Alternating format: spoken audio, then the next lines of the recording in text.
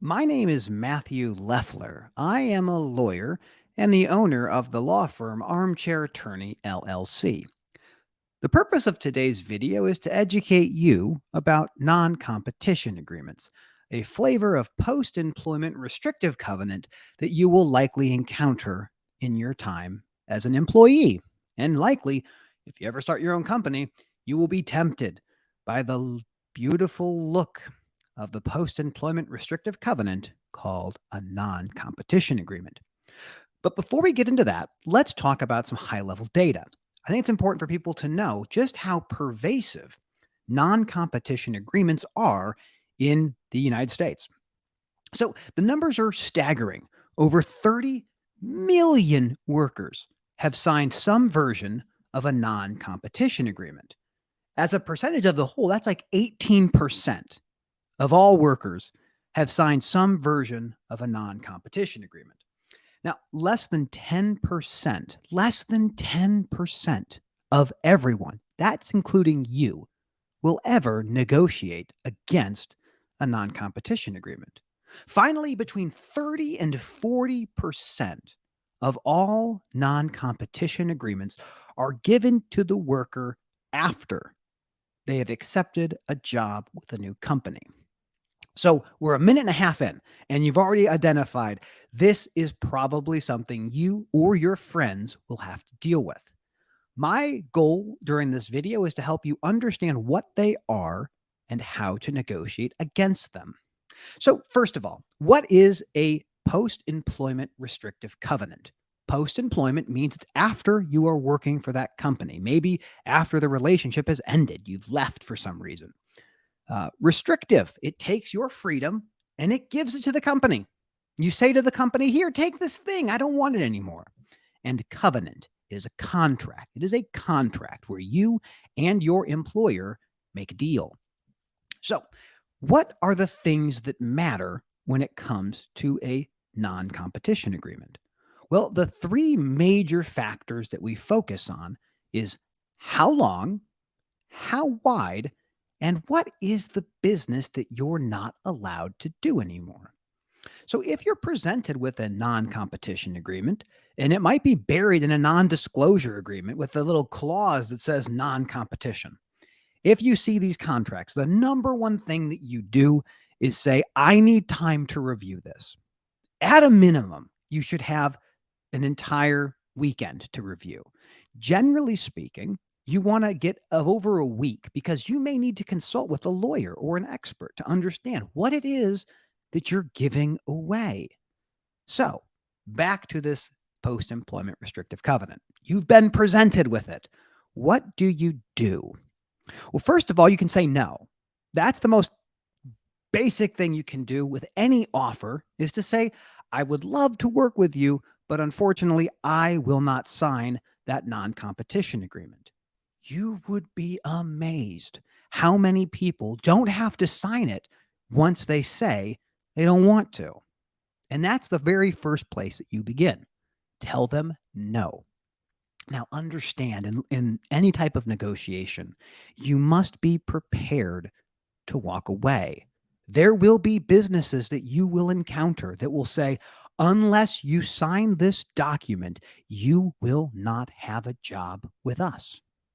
If that happens, now it's when you start to think, ah, how can I negotiate this non competition agreement to be as small or minor as possible with my overall goal of being a productive employee and able to move to other jobs as time goes on?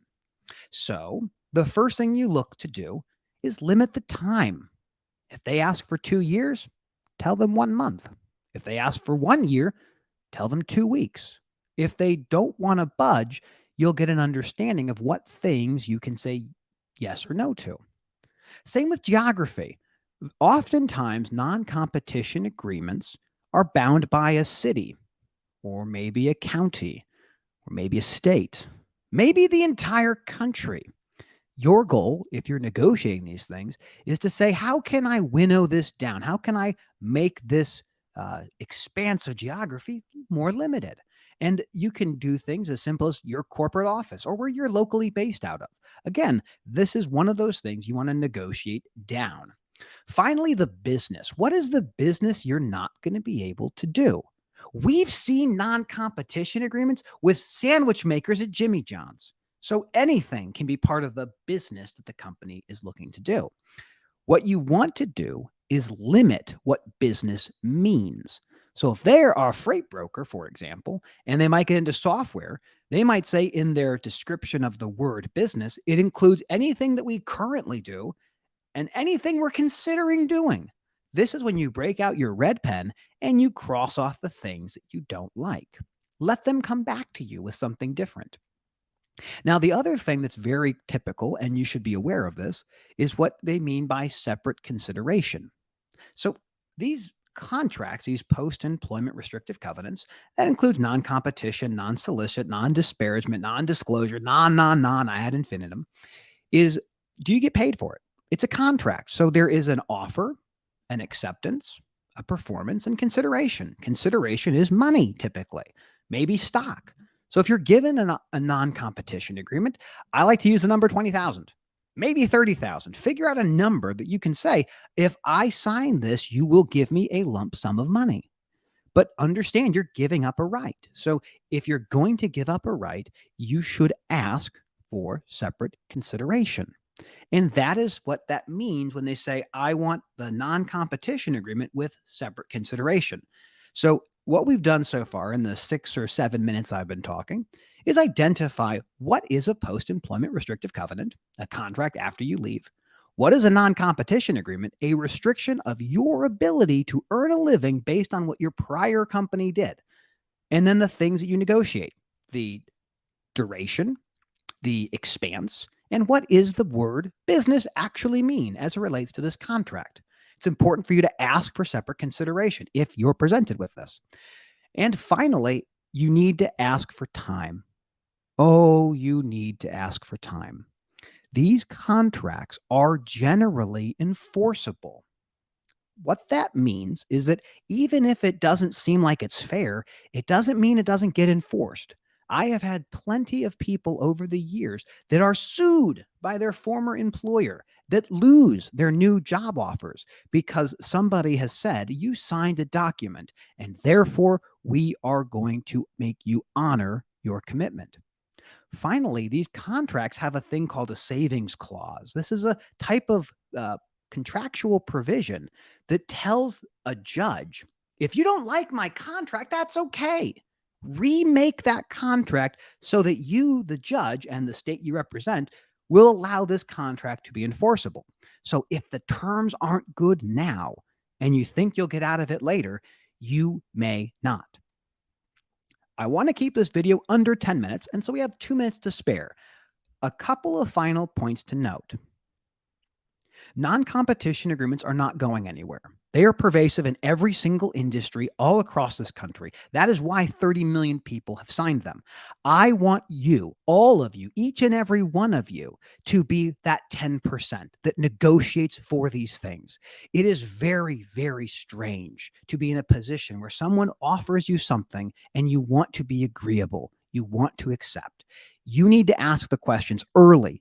If I have an offer letter in hand, what other things are you going to require I sign in order to be part of this team? Are there any post-employment restrictive covenants, non-competes, non-solicits, non-disparagement, and non-disclosures? These are things that you want to see well before you start that job. And if you are in the position where you have a non-competition agreement or you're presented with one, and if you don't sign it, you're going to lose your job. Take the time to review them. Negotiate for the duration, negotiate for the geographic expanse, and negotiate for what business means. When possible, tell them you want money, because if you're going to give up something that belongs to you, you should be paid for it.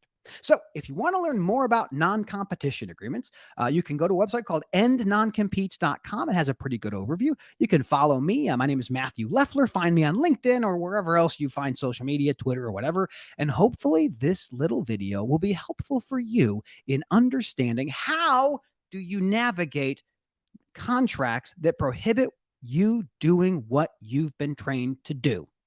Hope this is helpful. Have a great day. And then I hit end broadcast.